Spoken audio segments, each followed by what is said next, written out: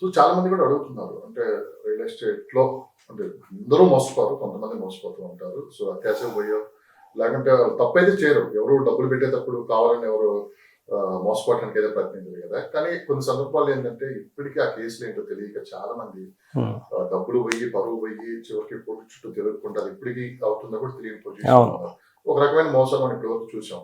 అంటే భవిష్యత్తులో ఏంటంటే మొత్తం డిజిటలైజేషన్ అయిపోతుంది కంప్లీట్ గా. సో అంటే ఇక ముందు కూడా ఏంటంటే మోసాలు జరగవు అనేది అబద్ధం. సో ఇప్పుడు అంతా ఏంటంటే టెక్నాలజీ అంతా వాడుతున్నారు కాబట్టి భవిష్యత్తులో ఎలాంటి మోసాలు జరిగే అవకాశం ఉంది. వన్స్ రియల్ ఎస్టేట్ ఇన్వెస్ట్ చేసి మనం మోసపోతే పరిస్థితి ఏ విధంగా ఉంటుంది ఒకసారి గురించి. Yes sure. ఇప్పుడు ఆల్రెడీ మనం డిస్కస్ చేసాం కదండి. సో ఒకప్పుడు ఏం జరిగిందంటే రిజిస్ట్రేషన్స్ ఒక ల్యాండ్కి 3కి 4కి రిజిస్ట్రేషన్, ఈవెన్ 10 రిజిస్ట్రేషన్స్ కూడా కొన్ని ల్యాండ్స్కి ఉన్నాయండి. కేసెస్ అయ్యాయి. ఇవన్నీ అప్పుడు వెరిఫై చేసే ఆప్షన్ లేదండి అప్పుడు. అయితే ఇప్పుడు లేటెస్ట్ మోసాలు ఎట్లా జరుగుతున్నాయంటే ప్రీ లాంచ్ పేరు మీద జరుగుతున్నాయండి. అయిపోయింది బట్ స్టిల్ బేసిక్గా ఇప్పుడు ప్రీ లాంచ్ని కొత్త టెక్నాలజీ కింద వాడుతున్నారు, ఇన్వెస్ట్మెంట్ ఆప్షన్స్ అని. సో ఇప్పుడు చూడండి, చిన్న ఎగ్జాంపుల్ చెప్తాను. నేను బిల్డర్ అనుకుందాం ఫర్ ఎగ్జాంపుల్. నేనేం చేస్తానంటే ఒక 10 ఎకరాల ల్యాండ్ని కొంటున్నాను. 10 ఎకరాల ల్యాండ్కి నేనేం చేస్తాను, 10 లక్షలు అడ్వాన్స్ ఇస్తాను. 10 లక్షలు అడ్వాన్స్ ఇచ్చి జస్ట్ నేను దానికి ఏమంటారు టెంపరీ అగ్రిమెంట్ చేసుకుంటాను. టెంటేటివ్ అగ్రిమెంట్ అంటారు. అంటే అది పనికిరాదు. అది ఏదో నేను మీకు కన్ఫర్మ్ చేసుకుంటున్నాను, కొంత పీరియడ్లో మీకు అమౌంట్ పే చేస్తాను అనుకున్న అగ్రిమెంట్ అది. ఆ అగ్రిమెంట్ వ్యాలిడ్ కాదు. సో దానికి బేస్ చేసి మార్కెట్లోకి వెళ్ళిపోతారండి జనాలు. టెంటేటివ్ అగ్రిమెంట్ చూడండి, ఇప్పుడు నా ఉద్దేశం కరెక్ట్గా ఉంది, పర్వాలేదు, టెంటేటివ్ అగ్రిమెంట్ అయినా మార్కెట్లోకి వెళ్ళి నేను ఆ ప్రోడక్ట్ని డెలివర్ చేస్తానని ఉద్దేశం ఉంటే పర్వాలేదు. బట్ నేనేం చేస్తానంటే ఆ 10 లక్షల్ని నేను మార్కెట్లో చూపించి ఆల్రెడీ అగ్రిమెంట్ చేసుకున్నాను, మిగతా పేమెంట్ రిజిస్ట్రేషన్ ఉందని చెప్పి ఒక 20-30 మంది ఎంప్లాయీస్ని పెట్టి లేకపోతే ఏజెంట్ని పెట్టి నేను ఫండ్స్ని పూల్ చేసుకుంటాను.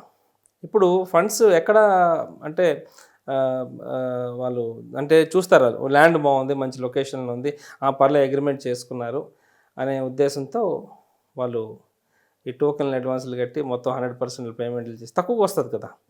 ఇప్పుడు నేను ఫండ్స్ పూల్ చేస్తున్నానంటే మార్కెట్ వాల్యూలో అమ్మలేను. నేను ఒక 10,000 ప్రోడక్ట్ నేను 10,000 రూపాయల ప్రోడక్ట్ నేను 6-7,000కి అమ్మితేనే జనాలు 100% పే చేస్తారు. నాకు నా ఉద్దేశం బాగుందంటే 100% నేను అది అంటే ల్యాండ్ అమౌంట్ పే చేసుకొని రిజిస్ట్రేషన్ చేసుకొని ఐ కెన్ డెవలప్. బట్ కొన్ని సిచ్యువేషన్స్ అప్పుడప్పుడు చేయనివ్వండి. అంటే నేను అనుకున్న టైంకి ఇప్పుడు ల్యాండ్ ఓనరు ఒక 3 మంత్స్ టైం ఇస్తారు మనకి. బట్ 3 మంత్స్లో నేను సర్ప్లస్ సేల్స్ చేయలేకపోయాను, నాకు ఫండ్స్ రావు. అప్పుడు ల్యాండ్ ఓనర్ నుంచి ప్రెజర్ ఉంటుంది. ఆ సిచ్యువేషన్లో ఏంటంటే అటుకి ఇటుకి కాకుండా ఉంటారనమాట. సో ఇవన్నీ చూసుకోవాలండి, ఫినాన్షియల్ స్టేటస్ చూసుకోవాలి.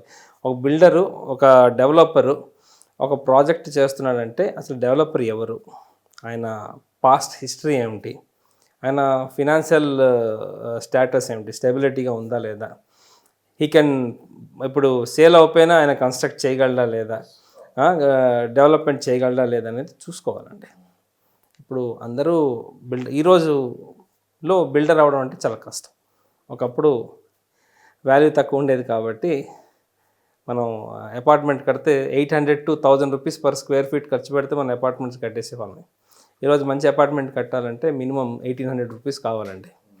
ఈవెన్ 2,000 కూడా అవుతుంది పర్ ఎస్ఎఫ్టీ. సో నా ఫినాన్షియల్ స్టెబిలిటీ చూసుకోవాలి.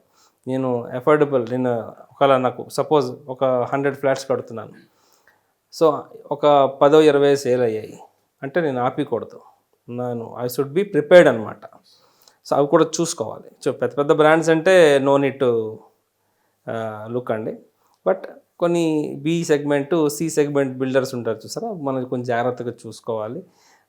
అది అగ్రిమెంట్ ఏ స్టేజ్లో ఉంది, రిజిస్ట్రేషన్ చేసుకున్నా, నాకు అడిగితే ల్యాండ్ రిజిస్టర్డ్ అయింది అంటే ఇట్స్ సేఫ్ సైడ్ అండి. లేదు అంటే చూడండి, బేసిక్గా ఇన్వెస్ట్మెంట్ చేసే వాళ్ళకి ఆప్షన్స్ ఉంటాయి. ఆప్షన్స్ ఏంటంటే ఫర్ ఎగ్జాంపుల్ నేను ఒక 500 గజాలు కొంటున్నాను, ఆ ల్యాండ్లో యూ రిజిస్టర్ 1000 స్క్వేర్ యార్డ్స్. మీకు అర్థమైంది కదండి. సో నేనేం చేస్తాను, ఇప్పుడు నేను బిల్డర్ని, మీరు కస్టమర్ అనుకుందాం. సో మీరు 500 గజాలు నా దగ్గర కొంటున్నారు, నేనేం చేస్తాను, ఈ కొన్న ల్యాండ్లో ఒక 1000 స్క్వేర్ యార్డ్స్ నేను మీకు రిజిస్టర్ చేయాలి. అప్పుడు కూడా మీరు ఫుల్ పేమెంట్ చేయొద్దండి. ఫస్ట్ 10% టోకెన్ అమౌంట్ కట్టి రిజిస్ట్రేషన్ టైంలో మీరు 90% కట్టండి, then you are safe. So government కూడా కొన్ని విషయాలు రియల్ ఎస్టేట్ లో చాలా మార్పులు కూడా తీసుకొని వస్తుంది. రేరా సర్టిఫైడ్ ఉన్న వాళ్ళ దగ్గర మీరు ఇన్వెస్ట్ చేయండి. Yes, yes. సో ఏం సార్ రేరా సర్టిఫైడ్ ఉన్న ఏజెంట్స్ దగ్గర మనం ఇన్వెస్ట్ చేస్తే ఏంటి లాభాలు ఏంటి? ఇప్పుడు రేరా ఏజెంట్ అనుకోండి, కేర్ టేకర్ లాంటిదని చెప్పొచ్చు. ఒక 5 అయినా ఒక రేరా, ఇప్పుడు సే ఫర్ ఎగ్జాంపుల్ నేను ఒక రేరా ఏజెంట్ని, నా త్రూగా మీరు ఒక ప్రాపర్టీ కొన్నారు, what ever property it is, plot అవ్వచ్చు, ఫ్లాట్ అవ్వచ్చు, విల్లా అవ్వచ్చు, వాట్ ఎవర్ ఇట్ ఈస్, ఏదో ఒక ప్రాపర్టీ తీసుకుంటే నేను నా దగ్గర కొన్నారు కాబట్టి నేను మీకు 5 years నేను సర్వీస్ ఇవ్వాలి. మీకు సర్వీస్ అంటే ఎప్పుడు రావడం మీకు సర్వీస్ అట్లా కాదు, ఏవైనా ఫ్యూచర్లో ప్రాబ్లం అయితే I have to stand for you 5 years. Yes, నేను మీకోసం అక్కడ స్టాండ్ అయ్యి ఆ ప్రాబ్లమ్ని రెక్టిఫై చేసి నేను రావాలి. That is my responsibility.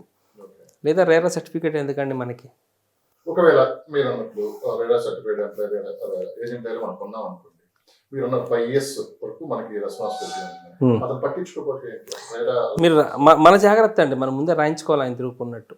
Okay, మనమే ముందు అగ్రిమెంట్ లో రాయించాలి. ఎస్, ఆయన త్రూగా తీయించుకున్నాడు అంటే అటు డౌట్ వస్తాయి మనకి. రేరా పరంగా తీసుకునే ఇప్పుడు చూడండి, ఆయన త్రూగా కొన్నాం అంటే సే ఫర్ ఎగ్జాంపుల్ ఒక ప్రోడక్ట్ కొంటున్నప్పుడు, ఒక అపార్ట్మెంట్ కొంటున్నాం అనుకోండి, నా త్రూగా ఏజెంట్, ఒక రేరా సర్టిఫైడ్ ఏజెంట్ త్రూగా మీరు కొంటున్నారు అనుకోండి, ఆల్రెడీ ఆ ప్రాజెక్ట్లో నా పేరు మెన్షన్ ఉంటుంది, నా త్రూగా తీసుకున్నట్టు. So you're safe side, not an issue. But కొన్ని ప్రాజెక్ట్స్ ఏంటంటే రేరా అంత పట్టించుకోరు. వీలైతే చిన్న నోట్ రాయించుకోండి. ఇప్పుడు ఏజెంట్స్ 1.5%, 1% తీసుకుంటారు. తీస్తున్నప్పుడు ఒక నోట్ రాయించుకోవడంలో తప్పులేదు.